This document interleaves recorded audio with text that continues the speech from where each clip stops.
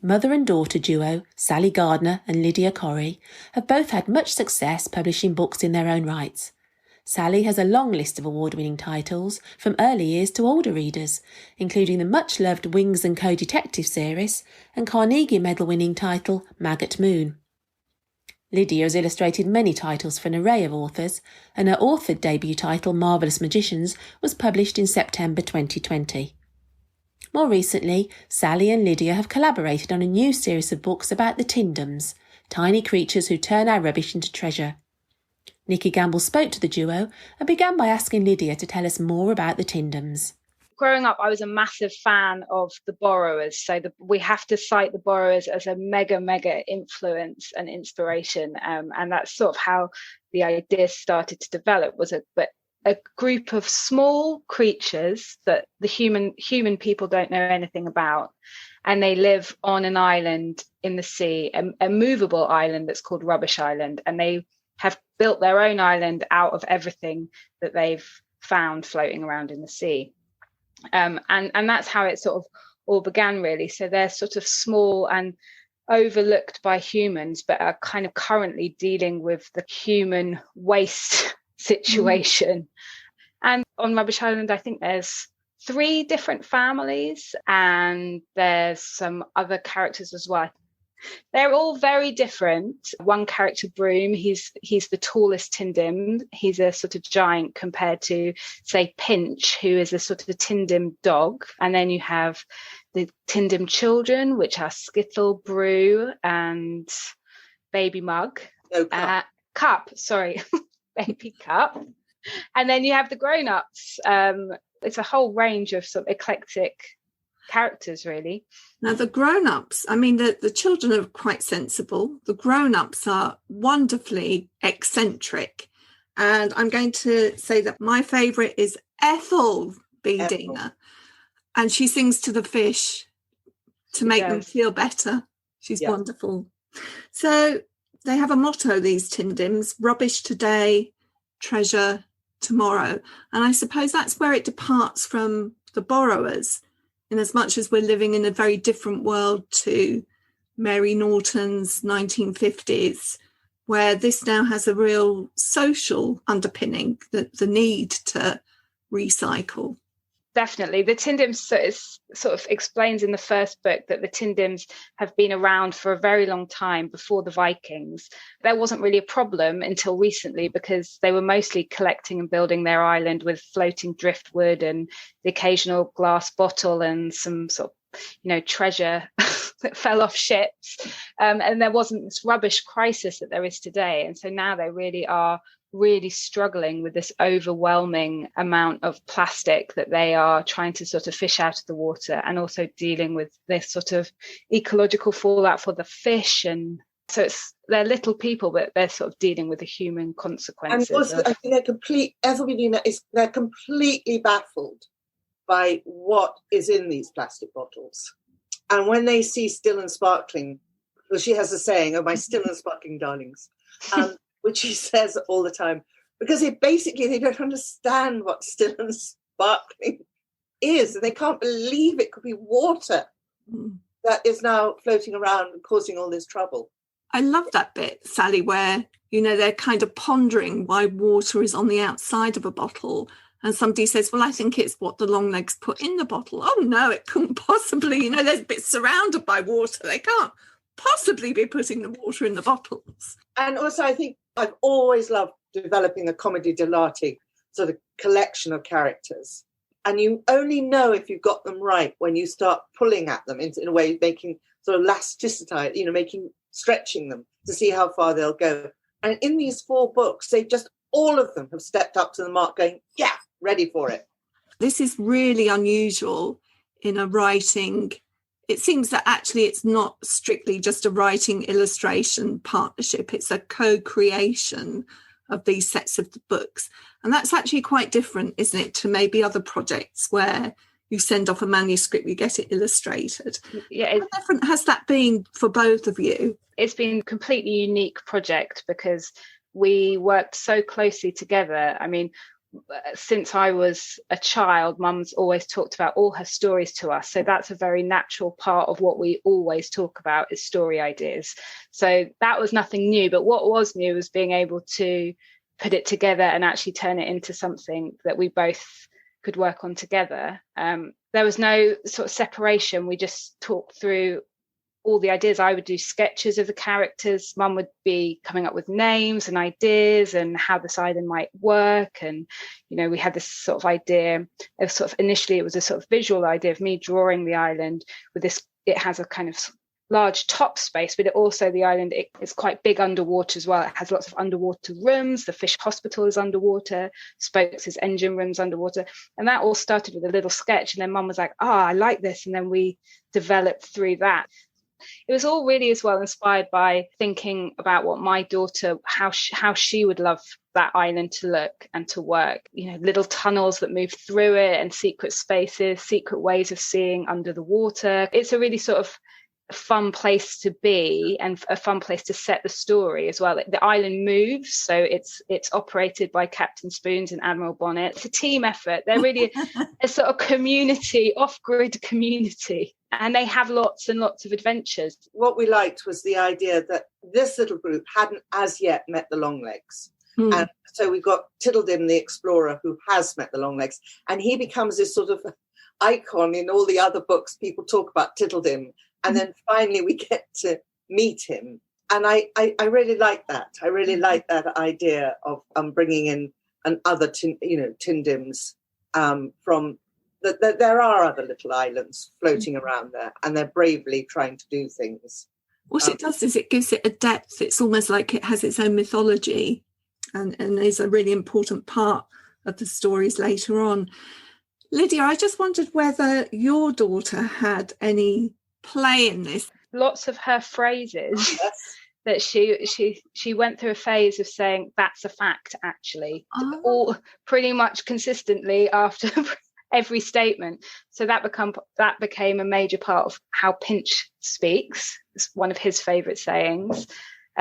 It's great. It's great having a 5-year-old at home because you can run things past her, you can show her drawings, and you can see instantly the things that clearly communicate or excite her and the things that she sort of wanders away from, and I'm sort of running after going, have another look, she is quite a nice character.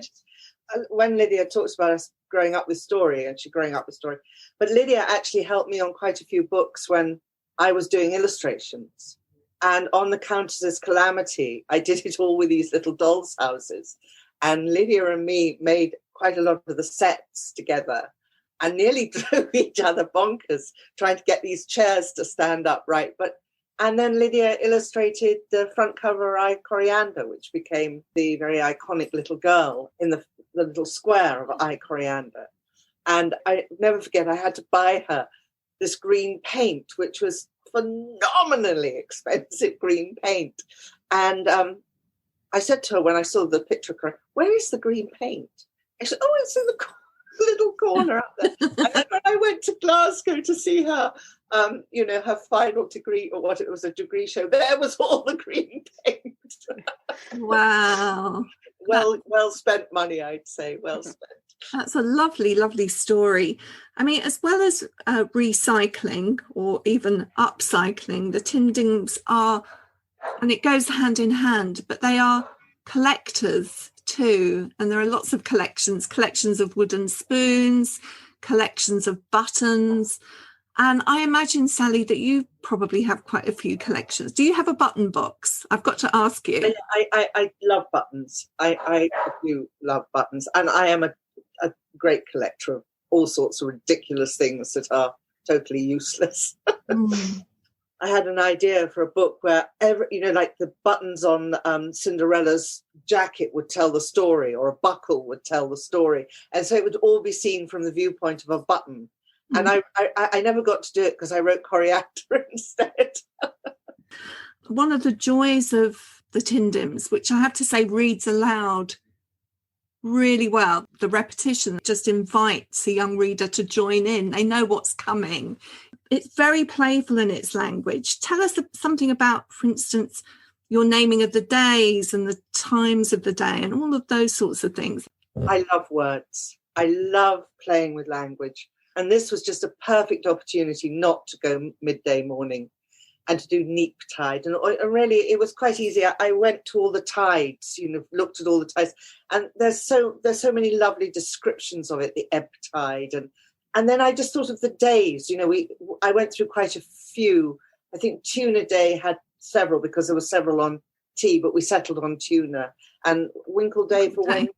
And so it was just great fun making up all this sort of language of stuff that they would be very, very keen on. Also, they get things wrong. Like they find pieces of wrapping paper and they must have read about stiff upper lips somewhere along the line because they think that's what you need to eat a rock cake, though they've no idea what a rock cake is. And I love them sort of misunderstanding our rubbish and also making up the poems. I mean, they were very silly poems, but I thoroughly enjoyed doing all that.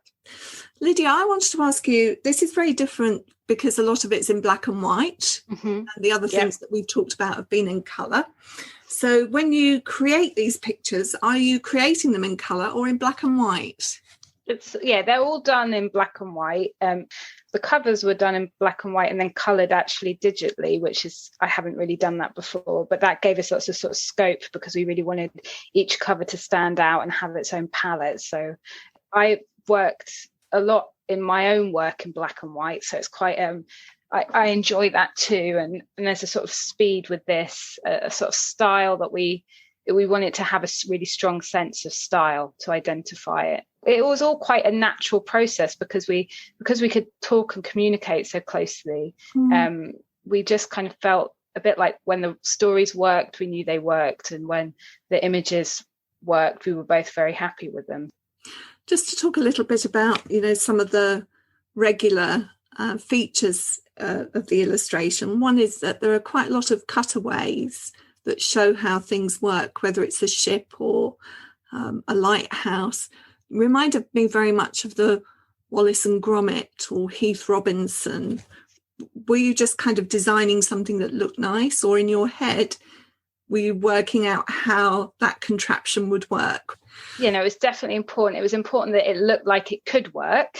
Children love seeing the workings out, and really it sort of really explodes the environment into something real when you can sort of almost zoom out or zoom in. So there were lots of discussions about sort of including a kind of a slight sort of nod to a diagrammatical kind of layout that would allow children to kind of see the whole island and the workings. The map was quite important on the first page. So it was definitely part of the design kind of plan, I suppose. It was really fun to draw them because there's so many little bits and different rooms, different settings.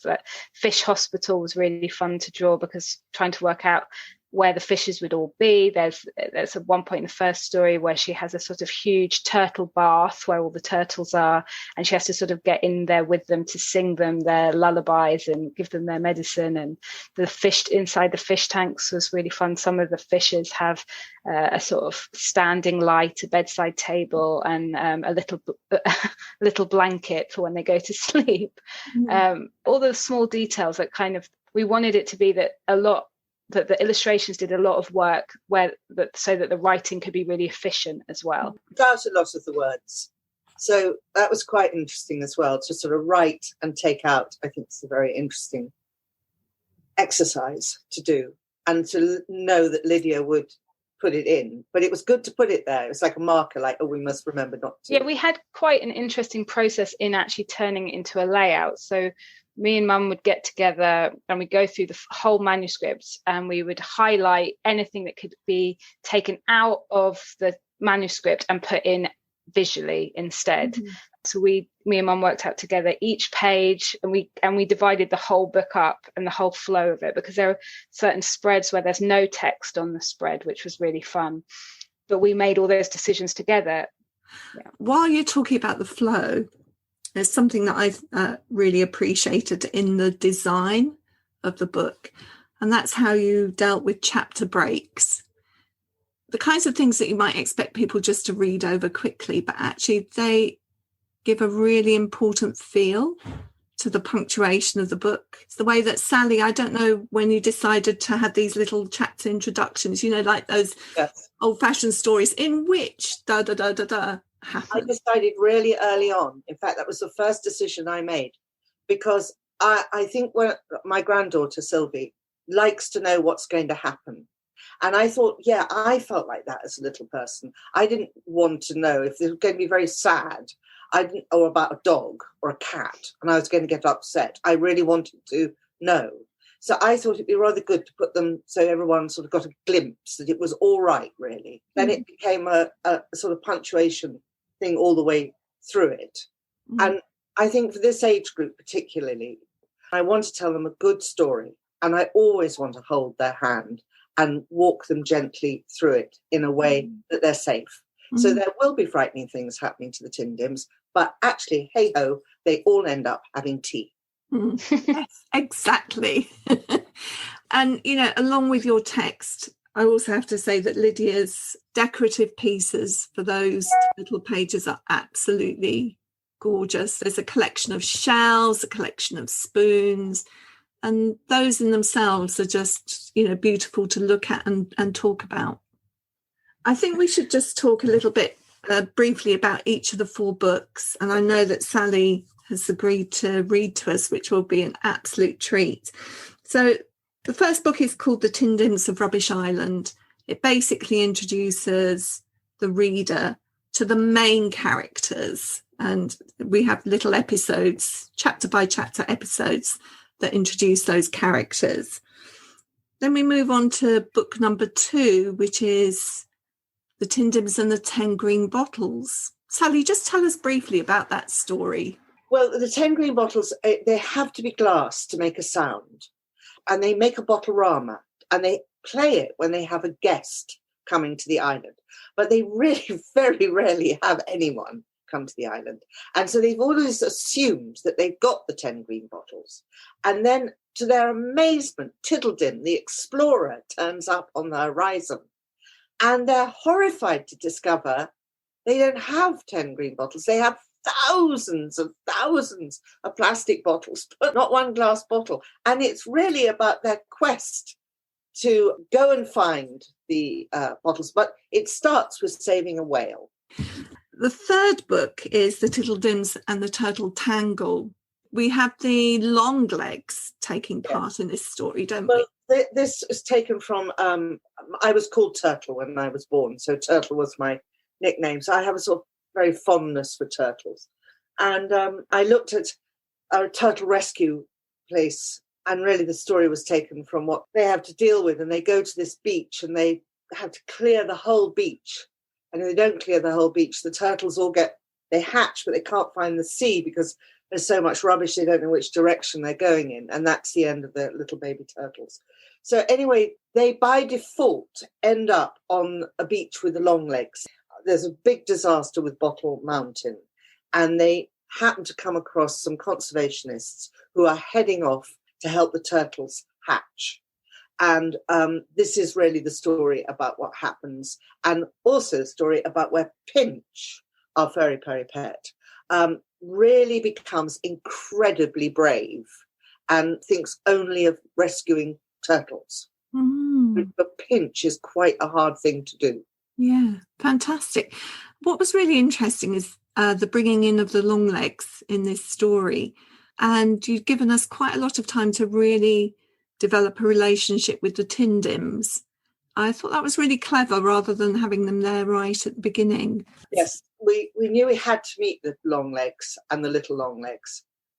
But I was really very keen that we didn't touch on them on the first book or the second. I just wanted them, a little bit in the distance. And then I think with Turtle Tangle, it's a moving thing because for long legs, when they get to a certain age, they can't see the Tindims.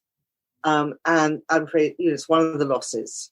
And the son can see the Tindims. And it really makes the father remember his childhood. And also connect again with his son. Definitely. And also a classic idea in children's literature of, passing through childhood and perhaps forgetting something that was really important. Some people can hang on to that, you know. Some of us can remain both adult and child at the same time. And I think that's a lovely idea. Now, Sally, would you set up what book 4? Well, book 4, I love book 4. It doesn't involve long legs, but it involves a fog called the Gupper fog. And the Gupper fog is a very special kind of fog, and it can take a squid from the sea and it wraps itself around, and it can help it go into the Lake of Still Waters, which is obviously drinking water, and the squid can manage it. But the Gupper fog is so missing its squid that it doesn't want to leave. Because none of the Tindims want the fog, it gets sadder and sadder and bigger and thicker and more persistent. And it's really a story about, you know, their island folk. And it's about sometimes welcoming in a stranger can be a very good thing indeed. But in the fog, in amongst all the fog, Ethelbedina thinks the moon has fallen into the sea. And they're very, very concerned about this because all the fishes from down in the depths keep coming up. So these books they're not very long, and yet just listening to both of you talk, just because they're short, just because they're highly illustrated, just because they're written for young children, doesn't mean they don't deal with deep and profound issues. It just deal with them in a way in which they can take that through the story. Sally, you're going to read to us. Yes, I am. So this is chapter 1 I'm going to read from you. Chapter 1, where Spokes comes up with a plan, but Pinch isn't too sure. The Tindims call autumn driftsea.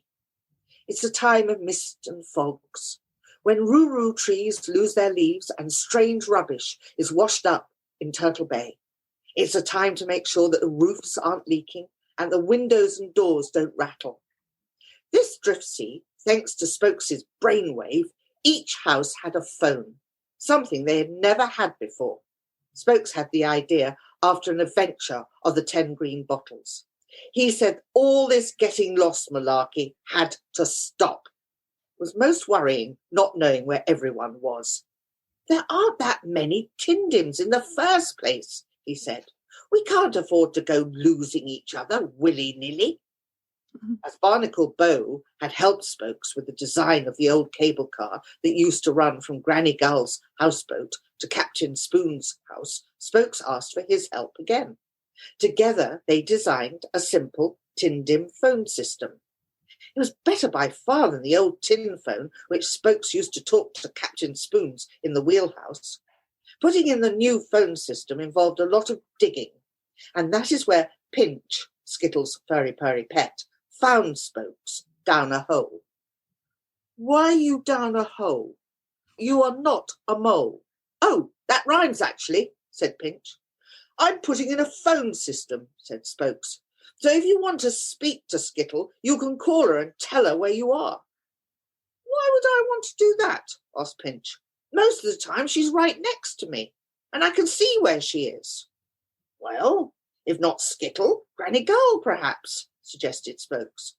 Why would I do that, when I can run over and say hello? Asked Pinch. Spokes didn't have any more answers, but he did have a lot of holes to dig. Pinch wandered off to look for Skittle and Brew. But then an urgent thought came to him, and he rushed back to find Spokes. Spokes! He called, and he couldn't see him anywhere. He looked down one hole, and then another, until finally he found Spokes, having a break and a cup of ghee with Barnacle Bow. The thing is, said Pinch, Tindims don't get lost on Rubbish Island. It's only when we leave the island that the trouble begins. Spokes smiled. I've thought of that, he said, and he pointed up to the treehouse. At the very top was a pole sticking out through the branches into the sky. What is that? Asked Pinch. It's a wireless mast, and it should pick up a Tindim signal. Spokes took one of his natty design phones and pressed a few buttons. Who are you calling? Asked Pinch. You'll see, said Spokes. Oh, great. I'm very much in love with these little Tindims. It seems to me that they could have a life beyond the books. I mean, I could see them on the stage. I could see them on TV. I think we definitely thought that. We definitely love that. It's been such a visual story to develop, so we've always seen it almost like a little show in our heads. So it would be a really lovely jump for it. Any further books to come? It's definitely something we would like to continue. We haven't got anything sort of fixed as of yet. We've got a rough idea, haven't we? We have. We're thinking of. Yeah. Excellent. Thank you so much to both of you for giving me double joy today in exploring the Tindims. It's been such a pleasure. Oh, thanks so much for having us. Yes. In the Reading Corner is presented by Nikki Gamble and produced by Alison Hughes. If you have enjoyed this podcast, please do leave a review for us. To find out about other projects, including an audience with events and the Exploring Children's Literature Summer School, visit www.exploringchildrensliterature.uk. Join us again soon in the Reading Corner on your favourite podcast platform.